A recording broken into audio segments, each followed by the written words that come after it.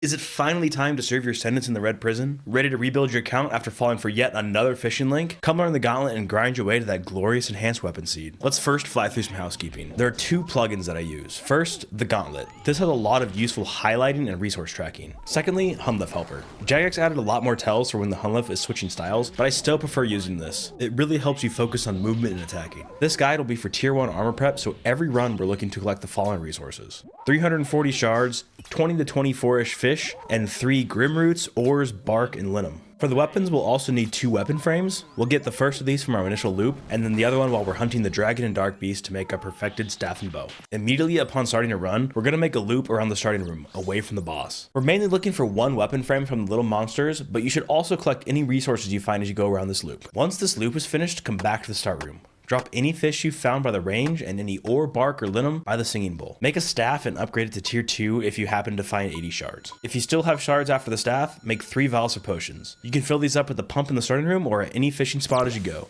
Throw any grim roots in the vials of water, then grind up 10 shards and dust for the secondary ingredient for each potion. These act as prayer and stamina potions. You can use 1 dose while prepping and still have 2 full potions to go into the boss fight with. Now that we've got a weapon, it's time to find our 2 demi-bosses. These can only spawn on the 3 middle tiles on each edge of the map. Moving straight away from the boss and start room will quickly get you to the edge of the map. Start opening these rooms to find a dragon and a dark beast and pick up any missing resources as you go. The dragon will always drop the orb for the staff, and the dark beast drops the bowstring for the bow. But if you find a second demi-boss which you've already got the drop from, it will drop a different item. Once you've found both demi-bosses and gotten the orb and bowstring, teleport back to the starting room with your teleport seed. If you're still missing any fish, there will always be a room with 3 fishing spots around the Hunlef room. Craft both tier 3 weapons, a set of tier 1 armor, then go cook all of your fish. Your inventory going into the boss fight should have a weapon, 2 potions, and the rest food. Drop everything else. The Hunlef's main attacks are range and mage.